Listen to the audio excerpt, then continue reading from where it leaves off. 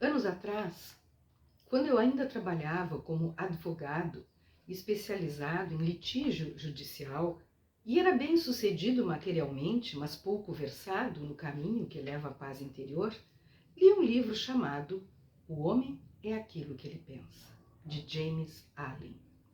O livro falava da enorme capacidade que a mente humana tem de moldar a realidade e atrair felicidade e prosperidade.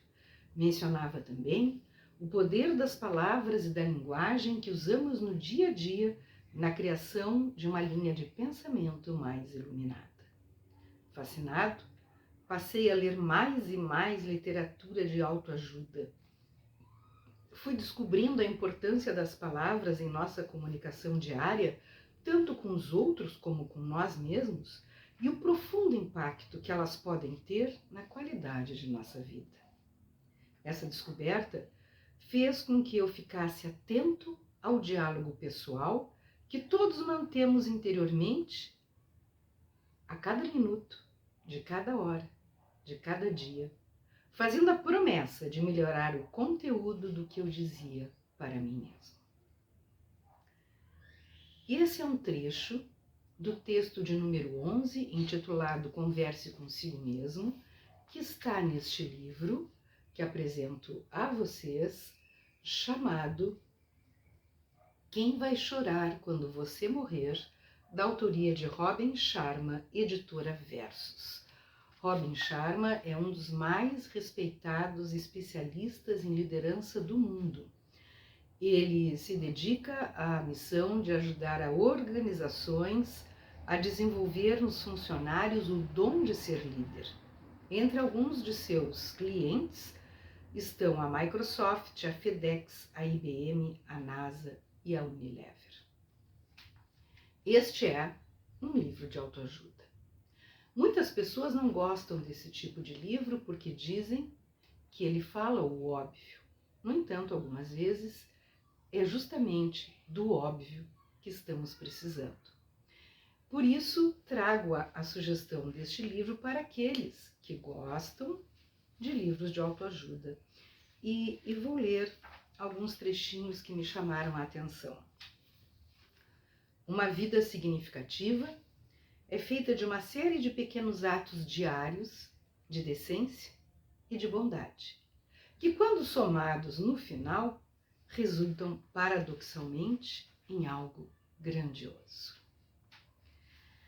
Tem um outro texto, que é o número 8, que diz, o título Comece Bem o Seu Dia, e ele diz o seguinte, que para começar bem o seu dia, os 30 primeiros minutos são muito importantes e que se nós tivermos sabedoria e autodisciplina para nos assegurar que nesse período tenhamos apenas pensamentos puros, o nosso dia será melhor. E aí ele conta que ele levou os filhos para assistir ao filme Everest. E ele diz assim: um aspecto do filme ficou gravado em minha mente. Para que os alpinistas alcançassem o pico da montanha, era imprescindível que tivessem um bom acampamento base. Seria impossível chegar lá em cima sem aquele suporte que lhes proporcionava um santuário para descanso, renovação e reabastecimento. Uma vez alcançado o campo 2, eles voltavam ao acampamento base por algumas semanas a fim de recarregar as baterias. Depois de atingirem o campo 3, retiravam-se para o acampamento base novamente para preparar a subida ao campo 4. E ao alcançarem o campo 4, mais uma vez voltavam montanha abaixo até o acampamento base antes da arrancada final rumo ao cume. Do mesmo modo, todos nós, para alcançarmos o nosso pico pessoal e termos controle sobre os desafios do dia a dia, precisamos revisitar nossos acampamentos base durante os 30 minutos de platina, aqueles que acontecem logo após nós acordarmos. Precisamos ir a um lugar onde possamos pensar sobre a missão de nossa vida, renovar nosso ser e encontrar o foco das coisas que realmente valem a pena. Outra coisa que ele diz que é muito importante é tirar uma folga semanal. E ele diz assim: a folga semanal não precisa durar um dia inteiro. São necessárias apenas algumas horas sozinho, talvez numa calma manhã de domingo, quando você poderá fazer algumas coisas de que mais gosta. Passar algum tempo em sua livraria predileta, assistir ao nascer do sol, fazer uma caminhada solitária à beira do mar, escrever em seu diário. Organizar sua vida de modo a ter tempo de se dedicar às coisas de que você gosta é um dos primeiros passos em direção a uma vida melhor. Como disse Woodrow Wilson, você não está aqui apenas para viver a sua vida. Está aqui para capacitar o mundo a viver mais amplamente, com maior visão, com um sentimento mais refinado de esperança e realizações. Está aqui para enriquecer o mundo e se tornará mais pobre se esquecer a sua missão. Ele tem nessa linha um capítulo que se chama Torne-se um Voluntário, onde ele diz: doar seu tempo como voluntário para servir aqueles que têm menos que você é uma maneira excelente de se lembrar sempre da abundância que você tem em sua vida.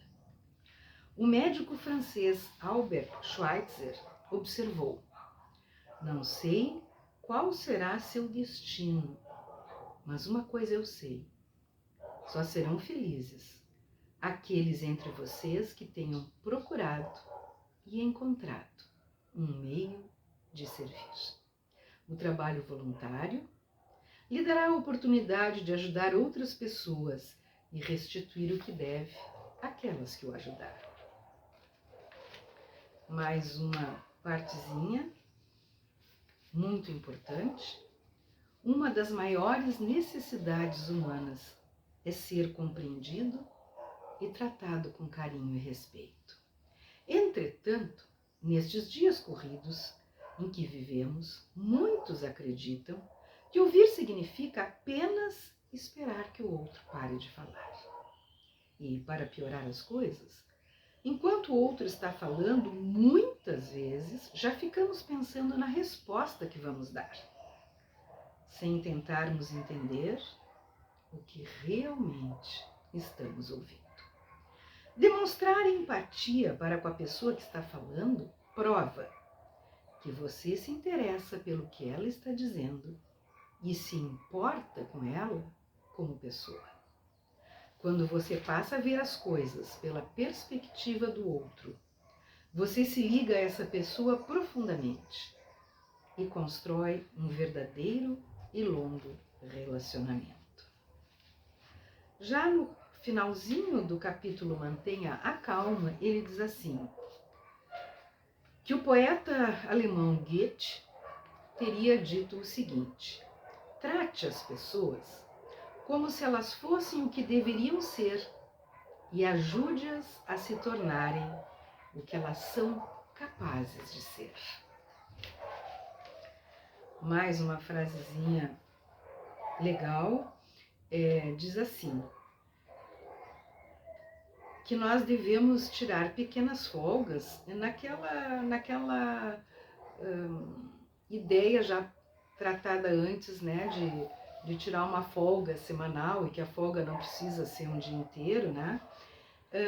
Então aqui ele diz que nós devemos tirar pequenos períodos de descanso e que para isso devemos parar o que estamos fazendo, relaxar na nossa cadeira, fechar os olhos, respirar profundamente. Quando estivermos nos sentindo em paz, devemos imaginar que estamos no nosso lugar de férias favorito. Aí devemos tentar ver as cores, ouvir os sons, sentir os cheiros, sentir as emoções. E que pequenos minutos assim nos rejuvenescem e nos deixam prontos para o que resta do dia. E na sequência ele diz assim: nossa mente é um instrumento poderoso. O subconsciente, no entanto, não sabe distinguir entre uma imagem criada e uma real. Portanto, essa técnica simples engana o subconsciente, fazendo-o pensar que estamos realizando um pequeno intervalo em nossa rotina diária e proporciona muitos dos benefícios das férias reais.